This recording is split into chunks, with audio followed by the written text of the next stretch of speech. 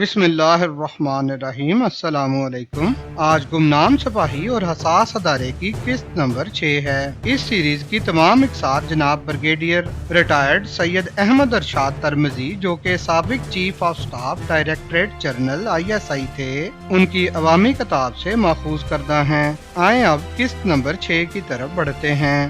عنوان: cold war کا اختتام اور پاکستان مخالف امریکی اقدامات۔ گزرے زمانے کا ذکر ہے کہ راتوں کو چوکیدار گلی محلوں میں پھرتے اور آوازیں لگاتے تھے، جاگتے رہنا بھائیو۔ اس سے شاید ان کا مقصد یہ ہوتا تھا کہ بے ہوشی کی نیند نہیں سونا چاہیے، اور کہیں سے کوئی غیر معمولی آواز آئے تو گھر والوں کو اٹھ کر دیکھنا چاہیے کہ کہیں کوئی چور یا ڈاکو تو نہیں آ گیا۔ اسی طرح اپنے دشمن اور حریف سے بھی ہر وقت چوکنا اور ہوشیار رہنے کی ضرورت ہوتی ہے۔ ہوشیاری اور دانائی امور سلطنت پر نظر رکھنے کے لیے بھی ضروری ہے۔ ایران میں اسلامی انقلاب کے ہاتھوں شکست اور افغانستان سے روسی فوجوں کے انخلا کے بعد وہاں اپنی پسند کی حکومت قائم کرنے میں امریکہ کی ناکامی کے بعد پاکستان امریکہ کا خاص ہدف بن گیا۔ امریکہ اب یہ چاہتا تھا کہ پاکستان کمزور رہے، زخمی رہے، اس کا خون رستا رہے اور یہ سسکتا رہے تاکہ پاکستان کی کمزوریوں سے بھرپور فائدہ اٹھایا جا سکے۔ اس لیے امریکہ کے معاملے میں بھی ہمیں جاگتے رہنے کی ضرورت ہے۔ رابرٹ اوگلے اگست 1988 سے اگست 1991 تک پاکستان میں امریکی سفیر کی حیثیت سے خدمات انجام دیتا رہا۔ پاکستان سے متعلق متعدد معاملات کے بارے میں اس کا رویہ برطانیہ راج کے کسی وائس رائے سے کم نہ تھا۔ رابرٹ اوگلے نے پاکستان میں امریکی سفیر کی حیثیت سے اپنے 3 سالہ دورے سفارت میں جس انداز میں پاکستان کے عوام اور حکومت پاکستان کو اپنے مفید مشوروں سے نوازا، ان سے اس کی لومڑی جیسی چالاکی، بھیڑیے جیسی خونخواری اور کوے جیسی دانائی صاف عیاں تھی۔ 10 اگست 1990 کو لاہور میں پاک امریکہ تعلقات پر پریس انسٹیٹیوٹ آف پاکستان کے زیر اہتمام ایک خصوصی اجتماع سے خطاب کرتے ہوئے اس نے پاکستان کا چالان کر دیا، کیونکہ اس نے امریکہ کی نصب کی ہوئی سرخ بتی کراس کی تھی۔ اس نے پاکستان کی سیاسی قیادت کو امریکہ کے لیے بے ایمان قرار دیتے ہوئے کہا کہ پاکستانی قائدین اپنے ایٹمی مسئلے پر امریکہ کے ساتھ براہ راست ٹکر لے رہے ہیں۔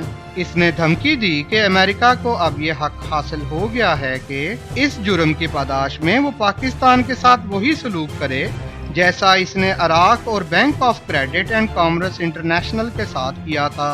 اس نے کہا کہ ایٹمی توانائی کے پروگرام کے بارے میں وائٹ ہاؤس کے فیصلوں کا پابند رہنا ہی پاکستان کے مفاد میں ہے۔ پاکستان نے چونکہ اپنے ایٹمی توانائی کے پروگرام کے حوالے سے امریکن فیصلے کا احترام نہیں کیا، اس لیے اب یہ کہنا بے جانا ہوگا کہ پاکستان اس گستاخی کی وجہ سے اقتصادی بربادی، محرومی، بھوک اور اب طریقے سیاہ دور میں داخل ہو چکا ہے۔ یہاں بریگیڈیئر صاحب اپنی کتاب میں فرماتے ہیں کہ حقیقت تو یہ ہے کہ ہمارا ایٹمی پروگرام پاک امریکہ تعلقات کی راہ میں رکاوٹ نہیں ہے، بلکہ رکاوٹ ہمارا اسلامی تشخص ہے، جسے امریکہ اس علاقے میں اپنے مفادات کے لیے سب سے بڑا خطرہ سمجھتا ہے۔ اگر آج ہم اس تشخص کو چھوڑنے کا اعلان کر دیں، پاکستان کو ایک غیر نظریاتی ریاست قرار دے دیں اور مغرب کے ناجائز فرزند اسرائیل کو تسلیم کر لیں، تو ہمارا یہی ایٹمی پروگرام علاقے کے امن کے لیے انتہائی ضروری قرار دے دیا جائے گا۔ ہمارے ہاں دودھ اور شہد کی نہریں بہیں گی اور ہمیں وہی تحفظات حاصل ہو جائیں گے جو امریکی مفادات کے محافظ متعدد اسلامی ریاستوں کو حاصل ہیں۔ بریگیڈیئر صاحب کی اس کئی سالہ پرانے تجزیے کو حال ہی میں UAE اور اسرائیل کے ایگریمنٹ سے خاصی تقویت مل رہی ہے۔ امریکن نئے عالمی نظام NWO کی تہیں بھی اب آہستہ آہستہ کھل رہی ہیں، اور یہ بات اب ڈھکی چھپی نہیں رہی کہ اس نئے عالمی نظام NWO کی بنیاد ہی مسلم ممالک کو کمزور کرنے، دنیا کے مختلف کونوں میں جاری اسلامی تحریکوں کو دبانے اور مسلمانوں کو ہر ملک اور دنیا کے ہر خطے میں تیسرے درجے کے شہری قرار دینے کے اصولوں پر رکھی گئی ہے۔ اس نئے عالمی نظام NWO کا نقطۂ آغاز یہ تھا کہ امریکہ نے عراق کے توسط سے ایران پر ایک طویل جنگ مسلط کر دی۔ यूं वो मुसलमानों का खून मुसलमानों के ही हाथों बहाने के अपने मजमूम मंसूबे पर मुसलसल 8 बरस तक अमल करता रहा। और बदकिस्मती तो ये है कि इसकी इस साजिश को हमारी बाज़ अरब रियासतों के फरमारवा कतअन ना समझ सके। और यूं इस तवील जंग में ईरान और इराक के मुसलमान सिपाही हजारों की तादाद में मारे गए और मुसलमान रियासतों का पैसा अमेरिका और इसके हवारियों की तिजोरियों में पहुंचता रहा। ओगले के बाद थॉमस डब्ल्यू साइमन जूनियर बतौर अमेरिकी सफीर तशरीफ लाए। उन्होंने 29 फरवरी 1996 को लाहौर में अमेरिकी एजेंडे का ऐलान किया। उन्होंने फरमाया कि अमेरिका को ये जानकर बहुत खुशी हुई है कि पाकिस्तान ने खिता के ममालिक के साथ इक़्तिसादी ताउन शुरू कर दिया है। उन्होंने कहा लाहौर के लोग वाकई ही बहुत बड़ा दिल रखते हैं कि उन्होंने भारत के साथ तजारत में हर अव्वल दस्ते का काम किया। साइमन ने तजारत के मामले में दूसरे सार्क के ममालिक जहाँ चीन, ईरान, अफगानिस्तान, मशरिक़ वुस्ता और रूस से आज़ादी हासिल करने वाली इस्लामी रियासतों का जिक्र तक न किया।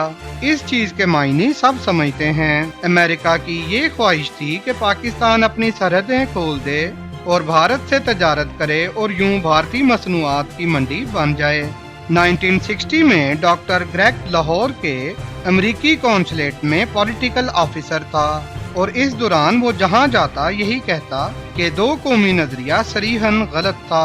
वो कहता था मशरकी पाकिस्तान और मगरबी पाकिस्तान में कोई चीज मुश्तरक नहीं, दोनों के दरमियान 1000 मील से ज्यादा फासला है, फिर ये एक मुल्क कैसे हो सकते हैं। इससे जब सहाफियों ने सवाल किया कि क्या भारत ने मशरकी पाकिस्तान पर यक तरफा फौज कशी नहीं की थी, तो इसने जवाब दिया, दोस्त जब तुम्हारे घर में आग लगी हुई हो तो हमसाये को पूरा हक हासिल है कि वो तुम्हारा सामान लूट ले। अब डॉक्टर ग्रेग फिर दोबारा पाकिस्तान आया हुआ था। इस दफा इसका हदफ कश्मीर था और ग्रेग ये मिशन लेकर आया था कि कश्मीर को एक आज़ाद रियासत होना चाहिए। लेकिन चूंकि अब अमेरिका इस खित्ते में कदम जमाना चाहता था, इसलिए अमेरिका जरूरी समझता है कि कश्मीर एक आज़ाद रियासत बन जाए जहां अमेरिका आसानी से अपने कदम जमा सके। आखिर में ब्रिगेडियर साहब फरमाते हैं कि ये वक्त पाकिस्तानी कौम के लिए बहुत सख्त और कड़ी आजमाइशों का वक्त है। हमारे वो रहनुमा जिनके दिल में कौम और मुल्क का दर्द है और जो सियासी बसीरत रखते हैं, वो कौम की कश्ती को पार ले जा सकते हैं, और वो जो कमजोर और नातवा हैं, वो खुद ही खज़ां दीदा पत्तों की तरह हवा के साथ उड़ते हुए कूड़े के ढेर में चले जाएंगे। इसलिए जागते रहना भाइयों। मजीद ऐसी तारीखी और मालूमाती वीडियोस के हसूल के लिए वीडियो को लाइक करें, चैनल को सब्सक्राइब करें और बेल आइकन लाल घंटी के निशान को जरूर दबा दें।